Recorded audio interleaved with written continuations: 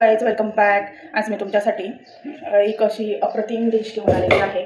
बघू शकता दालबाटी डाळ स्वच्छ धुवून घेतलेली आहे. त्यात मी अर्धा टोमॅटो काप करून घालणार आहे शिजवण्यासाठी आणि त्यातच थोडंसं चवीनुसार हिंग आपण घालणार आहोत. हिंगाने तर डाळ लवकर शिजते आणि चवही छान लागते. त्यासाठी आपल्याला ही डाळ शिजवून घ्यायची आहे चांगली तडक्यासाठी.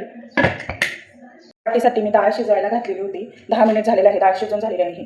कुकर थंड होतं तोपर्यंत आपण बाटीचं डो बनवून घेऊ. सो तुम्ही बघू शकता, हे बघा मी इथे पीठ घेतलेलं आहे मोठा बाऊल भरून. तुम्हाला हवं असेल तितकं तुम्ही करू शकता अंदाजी. सो मी इथे बाऊल भरून आपला गव्हाचं पीठ घेतलेलं आहे. त्यातच मी आता पाऊण कप इतका रवा पण घालणार आहे. रव्याने फार खुसखुशीत आणि छान लागतात चवीने. गव्हाच्या पिठात आपला जाड रवा वापरल्यावर बाटी खूप छान होते, कडकही होतात. आणि अर्धा वाटी मी इथे दही पण घालणार आहे. दह्याने पण फार छान लागतात, चवही छान लागते आणि एकदम खुसखुशीत होतात आपल्या बाट्या. सो इथं मी ओवा घेतलेला आहे. ओवा एक मोठा स्पून असा चोळून घेतला की त्याचा फ्लेवर छान उतरतो बाटीमध्ये. इथे मी आता अर्धा चमचा हळद घालणार आहे. हळदीने कलरही छान येतो आणि चवही छान लागते. सो आता मी लागेल तसं इथे पाणी वापरणार आहे आणि याचा डो असा घट्ट मळून घेणार आहे. पातळ बनवायचा नाही आहे. अगदी सोप्या पद्धतीची बाटी आहे बघा.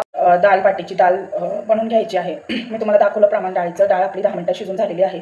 जोपर्यंत बाटी आपली शिजते आहे तोपर्यंत आपण डाळीचा तडका देऊन घेऊ. जिरा मोहरी चांगली तडतड झाली. आता मी यात कट केलेल्या हिरव्या मिरच्या, थोडीशी कोथिंबीरीनंतर फार डाळ छान लागते. लसूण कट केलेला आणि कढीपत्त्याने पण फार छान आपली डाळ चव फार छान लागते. याच्यात पाणी घालून घेणार आहे. आता आपण याच पाण्यामध्ये डाळ चांगली शिजवून घेणार आहोत, मग छान चव लागते. तडका चांगला शिजून झालेला आहे. आता मी जी डाळ शिजली होती ना ती मी ह्यात घालणार आहे. आपली तडक्याली डाळ रेडी झालेली आहे. आता मी वरनं 1 चमचा आपलं साजूक तूप जे आहे ना गावरण ते घालून घेणार आहे. डाळीची चव फार छान लागते बाटीमध्ये. सो आपली डाळ रेडी झालेली आहे. गॅस बंद करून घेते.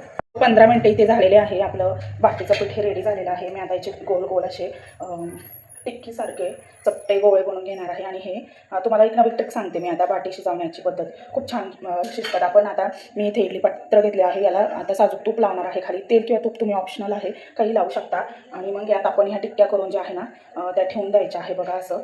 आणि 15 मिनटं आपण हे गॅसवर ठेवून शिजवून घेणार आहोत. आणि त्यानंतर याचे जसं हवे असेल तसे तुम्ही काप करून घ्यायचे आहे, मोठे तर मोठे किंवा छोटे कट करून. आणि मग ते आपल्याला तुपात तळून घ्यायचे आहे. खूप क्रंची आणि छान होतात बरं का ह्या बाट्या.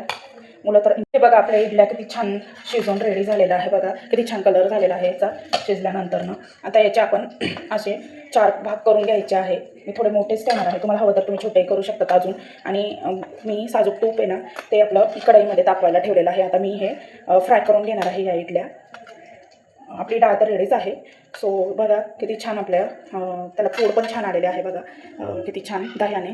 आता तळल्यानंतर तर ते फारच अशा क्रंची होणार आहे, एकदम कडक, खायला पण छान लागतील त्या. हे बघा खूप छान आपलं तूप जे आहे ना ते तापलेलं आहे. आता मी थोड्या थोड्या करून आपल्या ज्या बाट्या आहे ना त्या मी यात सोडणार आहे. आणि लो फ्लेमवर मी 10 मिनटे ह्या अशाच फ्राय करून घेणार आहे. मग छान अशा लालसर होतात आणि कडकही होतात, खायला पण छान लागतात. त्या 10 मिनटात ज्या तळायला ठेवलेल्या होत्या बाट्या त्या रेडी झालेल्या आहे. बघा किती छान लालसर आणि किती छान क्रंची दिसत आहे. सो मी आता हे एका ताटात काढून घेणार आहे. बघू शकता तुम्ही किती छान झालेलं आहे रव्याने, एकदम क्रिस्पी. बघू शकता आपली दालबाटी ही रेडी झालेली आहे. सो बघा डाळ पण मी तुम्हाला डाळीची पण रेसिपी सांगितली आणि बाटीची पण किती छान क्रिस्पी झालेली आहे डाळ पण आणि आपली बाटी पण. सो तुम्ही ही रेसिपी नक्की ट्राय करा. अगदी सोप्या पद्धतीची आहे, जे घरात अवेलेबल आहे त्या वस्तूंपासून बनवायची आहे.